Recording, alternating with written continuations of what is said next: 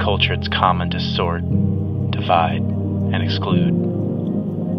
The world urges us to look out for ourselves and whispers that if success means leaving others in our wake, then that is a price worth paying. Our culture has been built out of fear and separation, and as it sinks into a sea of isolation, it's as if we're oblivious to the reality that we are drowning. But Jesus is building something different, something uncommon. His world is not sinking. No, his kingdom is on the rise. His culture is a family, a household of fractured desires being recast into the reflection of his heart. The church is his plan to transcend boundaries and challenge darkness. Sons and daughters, carrying the fellowship of our Father into every avenue of life. With humility and grace, fear and pride, their time is done. This era of selfish ambition, it's over. Jesus is breathing into us, filling us with his spirit. It's time we remember who we are. It's time we remember whose we are. It's time for a family meeting.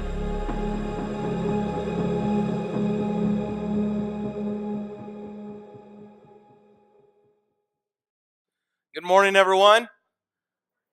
Okay, we're going to try that again. That was a little bit dead. Good morning, everyone.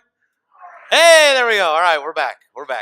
Hey, I know Aaron mentioned it in our video announcements earlier, but I just want to give a shout out to tonight's volunteer party. I would love for you to come. There are some tickets. Some of you have picked these up. We've not sent these to anyone like individual, like, oh, I'm not VIP, I didn't get one. No, they're on a table in the lobby. Pick one up. Bring someone with you, bring a spouse with you, things like that.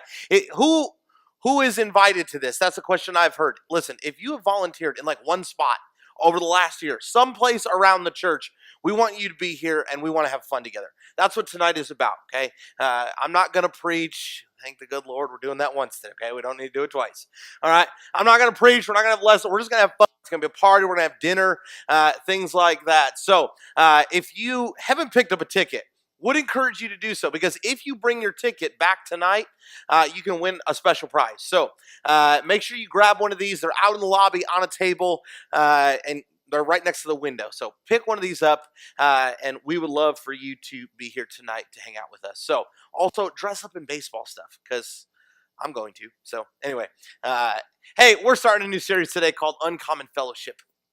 This discussion of what is the church really supposed to be.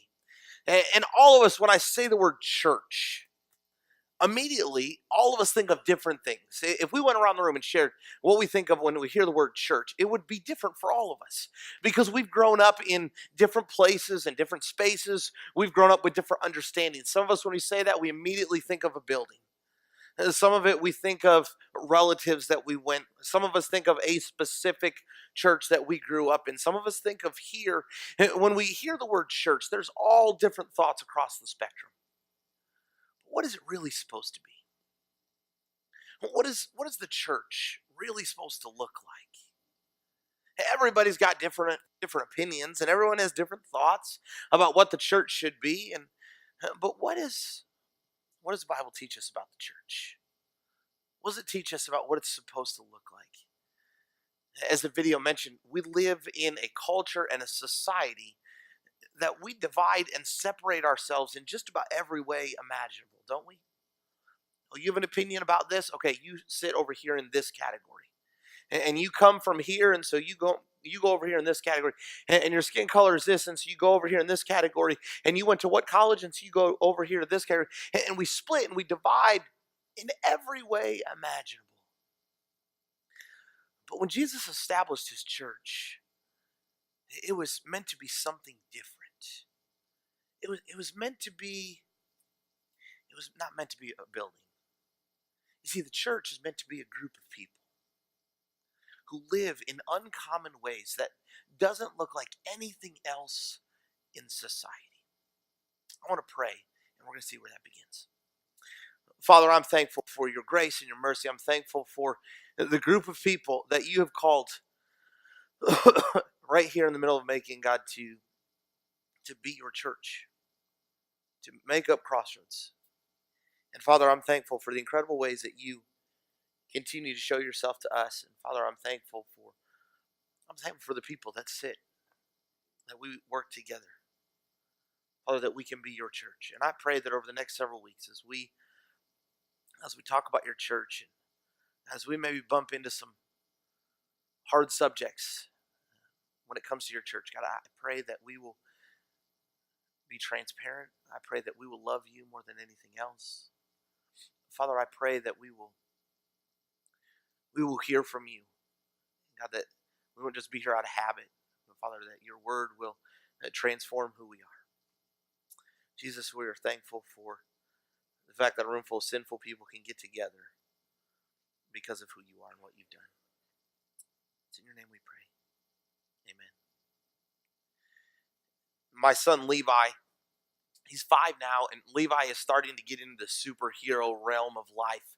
And he's got this shirt, and it has a Velcro cape on it. And when Levi puts this shirt on, Levi becomes the superhero that his cape represents. It's a Batman shirt, has the Batman logo right here, and this real thin neon green, very authentic Batman, but neon green cape that he wears. And it's just two little pieces of Velcro here on the shoulders. And when he puts this shirt on, man, Levi is loving life. Okay, he puts this shirt on, and all of a sudden, he just begins to save the world. And there's nothing wrong in our house, but Levi's going to conquer every villain that is in our house. And it always begins typically by him running downstairs and jumping over the couch.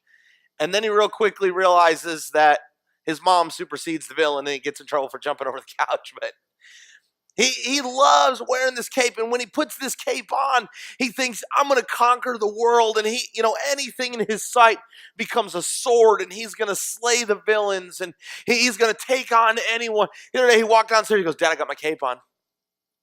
You're right, you do. I said, what are you going to do with it? He goes, whatever I have to. It's like, all right, well, I'm safe, man. You got your cape on. I'm good. I'm just going to sit here. Whatever I have to. All right, and so he starts running around the house with this cape on, and in his imagination, I don't even know what's going on. I don't know what buildings he's climbing. I don't know what villains he's destroying, but he is doing it with this cape on. When it comes to church, some of us have this idea that this is our role. That our role as a Christian, our role as being a part of the church is that we are to slay sin in everybody else's life. That I go to church, and so I put on my church cape, and I make sure that there is no sin in your life. I put my church cape on, and I go and I slay the villains in other people's struggles. I put my church cape on, and I go and I take care of business because I'm a part of the church. And when we're wearing our church cape, that's what we feel like our role is. The problem is there's already someone that's taking care of the sin problem. There's already someone that's destroyed the sin villains in people's life. There's already someone who's conquered all that, and that was Jesus. And so even though we think that that's our job, it's really not. And so where does an uncommon fellowship begin? The other morning, Levi, he had his cape on, and it was time for school, and it was a cool morning. And so we told Levi, you need to put a jacket on to go to school. And he looks back at me and goes, but I got my cape on. I was like, wait a minute, bud. That's not going to do much for it. I said, you need to put a jacket on. It's cool this morning. You got to put a jacket on. But Dad, I got my cape on. I was like, that's great. I'm happy for your cape, but you still need to put a jacket on. And so against his better judgment, he fought me on putting this cape on or putting his jacket on. And so he walked out the door with his jacket on. And he looked at me and goes, I'm not going to be cold. Okay. He goes, Dad, I don't want to wear my jacket because now I have a jacket and a cape on. I said, Levi, you'll be fine. And so he walks out the door. He's getting in the car. He goes, I'm not going to be cold. Not going to be cold. All right, whatever, you got your jacket on. So he gets in the car, buckles up. But we're about halfway to school. And I look in the rearview mirror, and he looks upset about something. I said, Levi, what's the matter? Nothing. Which is how Levi talks when he doesn't want to tell you what's really going on. Nothing. I said, Levi, what's the matter? Nothing. I said, Levi, you're obviously upset about something. Tell Dad what's going on. I'm cold. I said, but you got your cape and your jacket on. I know. I'm cold. I said, we'll be to school in just a minute. You see, he was so focused on all these layers that he was putting on. But really, deep down inside, he was still cold. I mean, underneath all layers, he was still cold, even though he had all layers on. And for some of us, when we come to church, that's how we feel. We feel like we've got to put all these layers of happy on. We've got to put all these layers of everything is good on. But really, deep down inside, we're just as hurting as everybody else. We struggle just as much as everyone else. We're tempted just like everybody else. And so where does it begin? You see, the word church means this word ecclesia. Ecclesia. We're going to say this together on the count of three. Ready? 1, 2, 3. Ecclesia. Good job. Yeah, he killed it. Good job. See, the original meaning for the word church is ecclesia, and this word ecclesia means called out. Called out.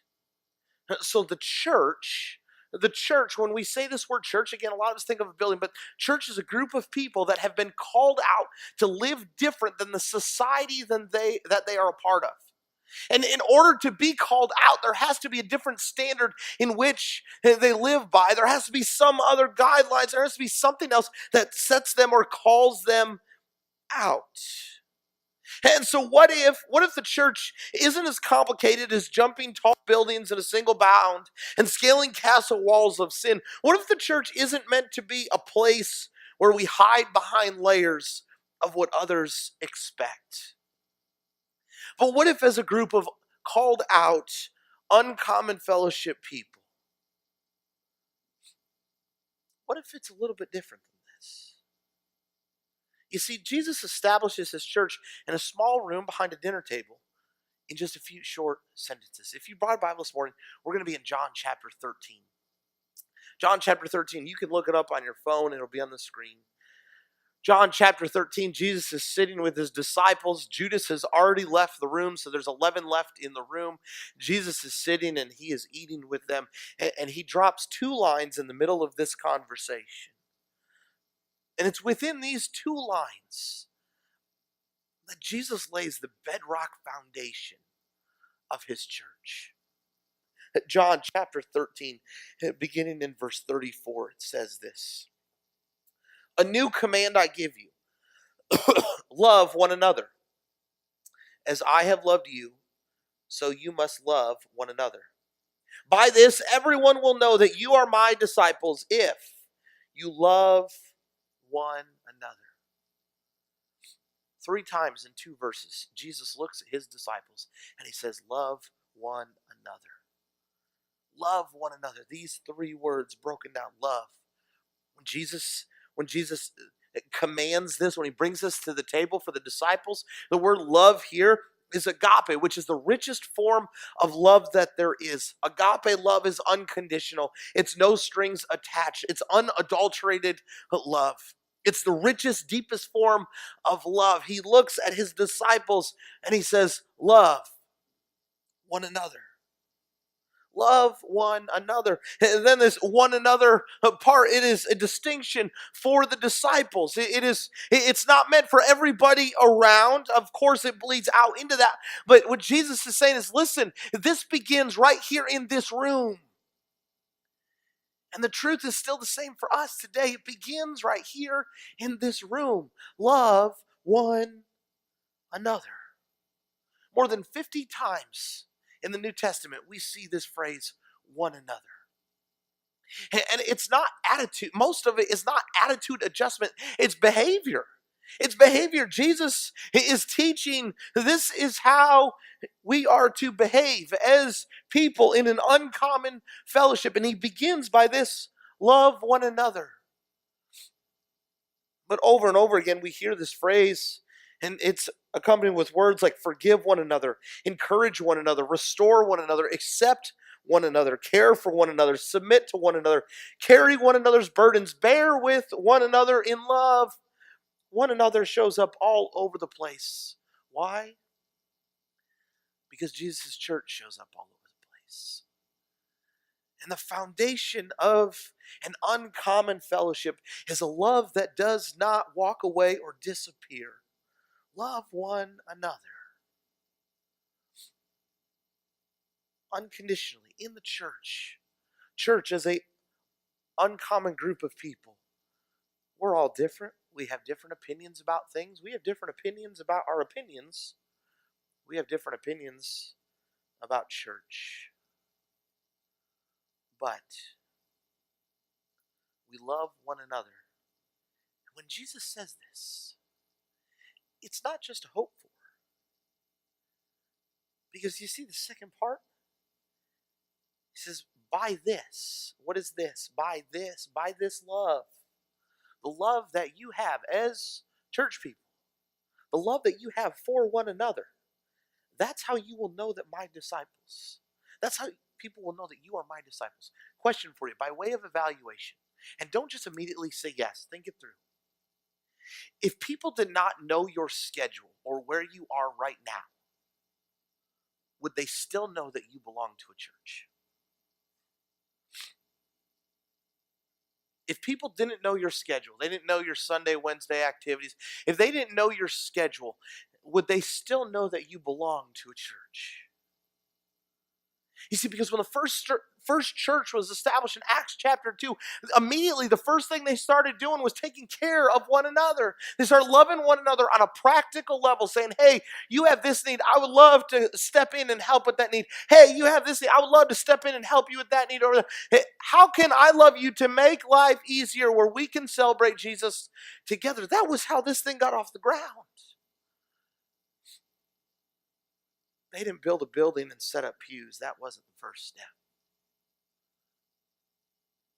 It was actions in life of standing next to each other, standing alongside one another, and loving one another in unconditional ways.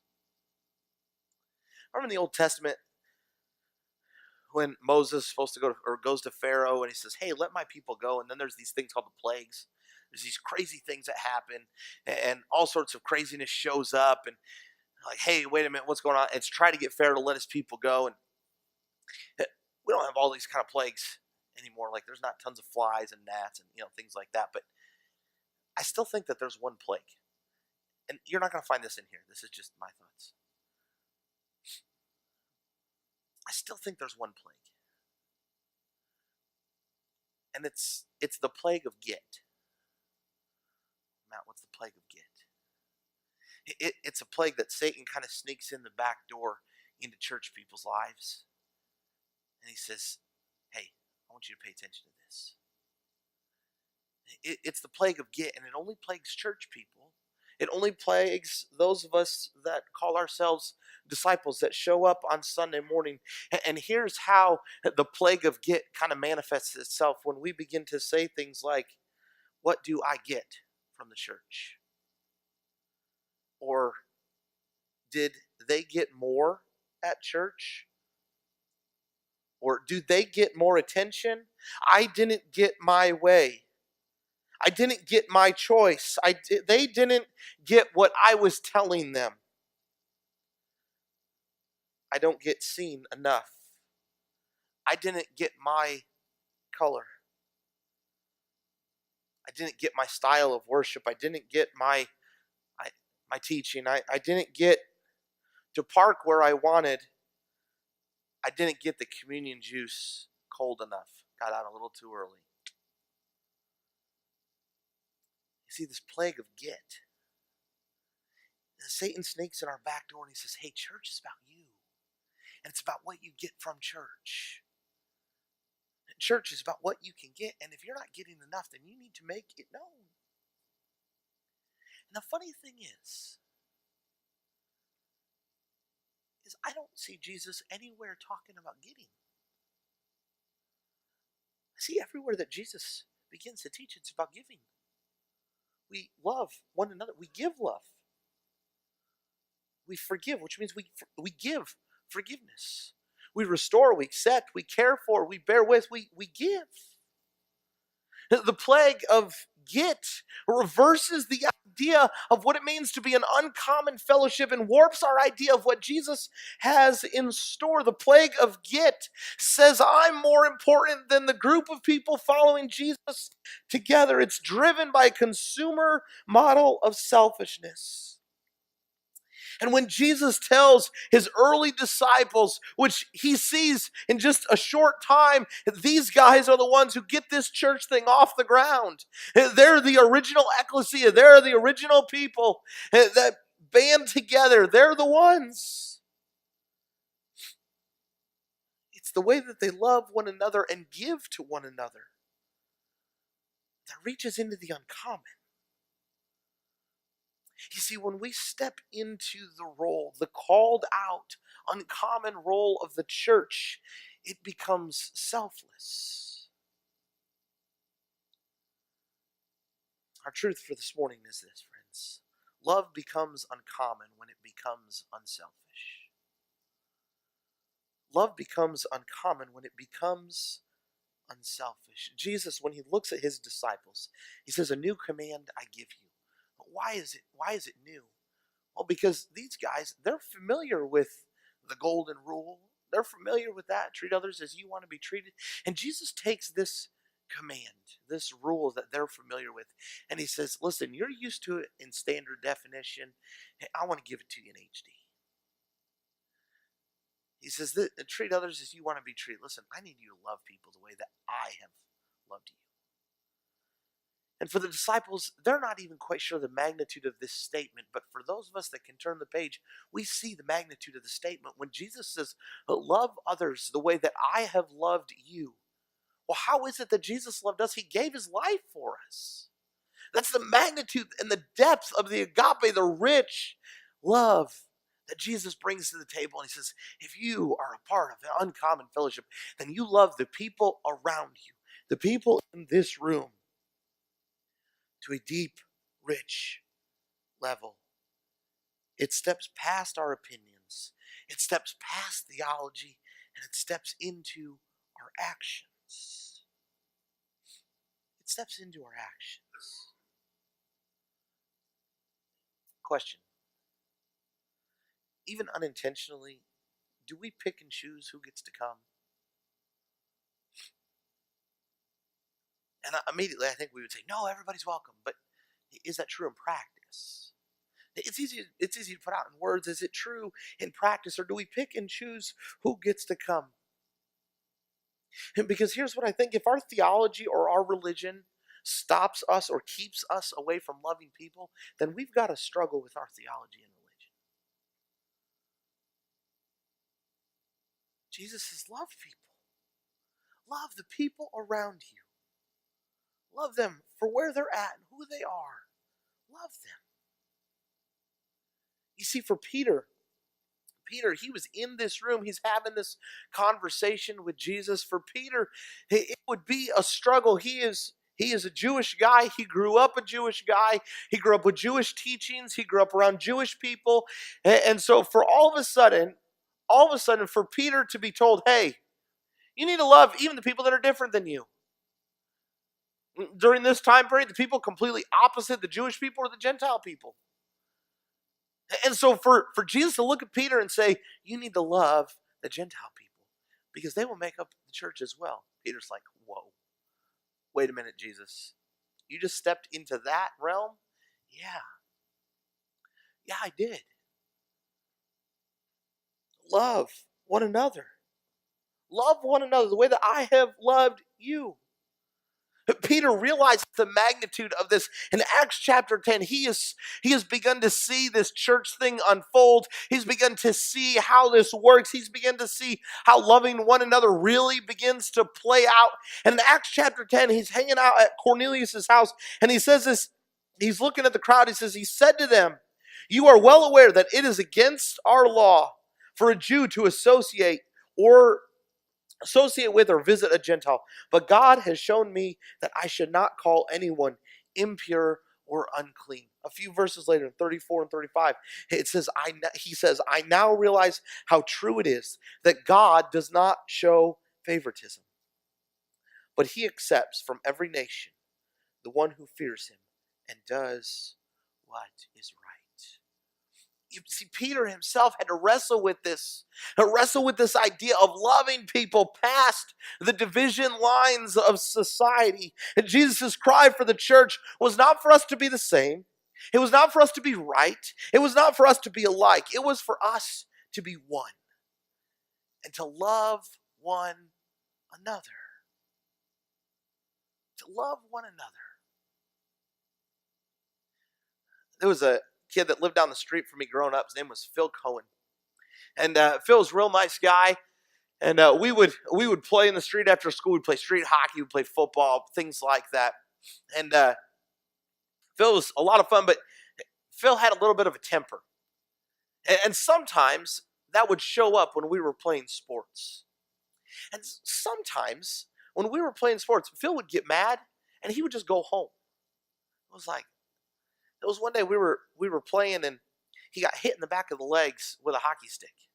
And he thought this kid did it on purpose. And the guy's like, I was just going after the ball. And he was like, no, you did it on purpose. Phil, he was just kind of off his rocker. And he just went home. We just kind of stood there and looked at each other. But there was one day where we had a whole group of guys. It was like 8, 10 of us, something like that.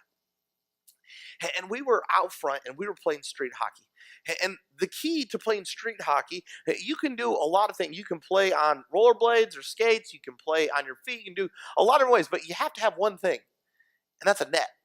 You have to have a hockey net. And so Phil was the one that brought the hockey net. And so we were playing with this whole big group of guys. There was a great game going on. And all of a sudden, Phil gets mad at this guy who didn't pass him the puck. And he drops his stick. He says, why didn't you pass me the puck? And I hear it behind me. And I just kind of turn around.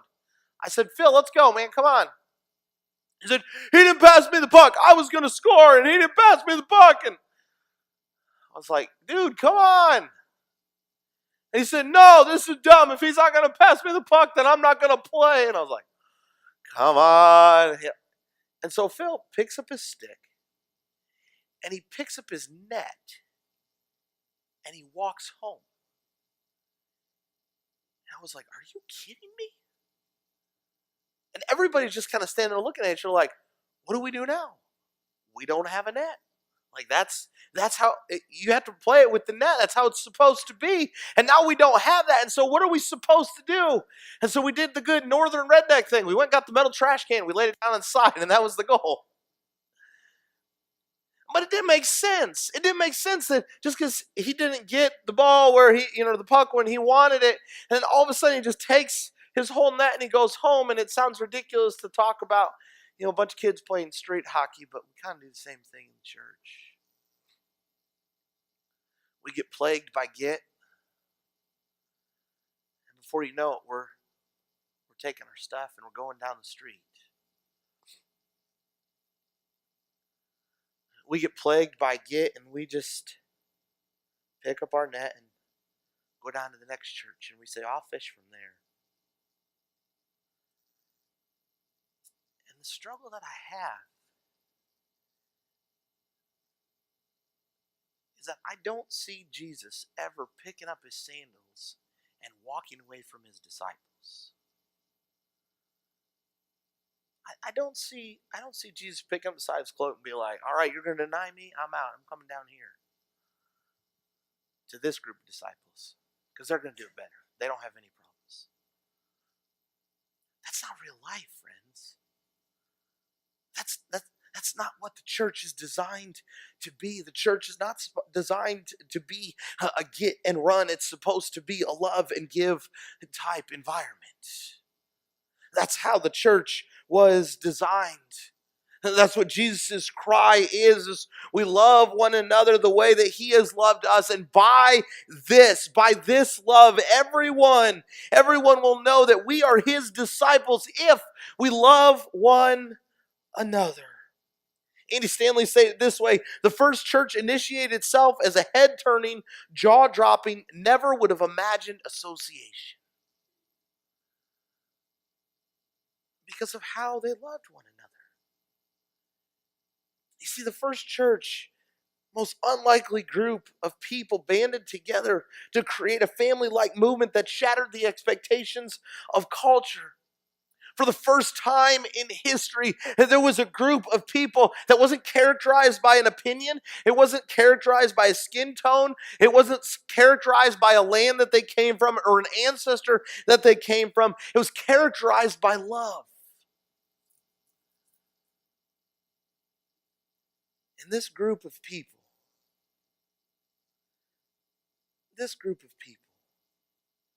they were a ragtag group built on radical forgiveness, encouragement, reckless self-abandonment for others. They were known as the church. You see, the church was not a country club for well-dressed religious hierarchy. The church, you and me, were an uncommon fellowship of broken, wounded, mistake-riddled people that look to see people around us for who Jesus made them to be, not what they've done or what they look like. You see, love the way that Jesus calls us to love one another, it's a selfless love. And love becomes uncommon when it becomes unselfish. And so my question this morning is this: do we love one another? It sounds simple, almost Hallmarkish, right? But when rubber meets the road, and we have different opinions, or we see something different, or we have different thoughts, do we recognize that our love for Jesus stands above our opinions and our thoughts? Do we recognize that the church is the glimpse that people around us get of Jesus? And the way that we treat one another, and the way that we love one another, and the way that we forgive one another, and the way that we care for one another, and accept one another, and submit to one another, and carry one another's burdens, and bear with one another, is the way that they will see Jesus. If we are an uncommon fellowship, then we love in uncommon ways. And love becomes uncommon when it becomes unselfish. And so this morning, friends, not to be cheesy or Hallmarkish, but to be what the Bible says we are called to be, do we love one another?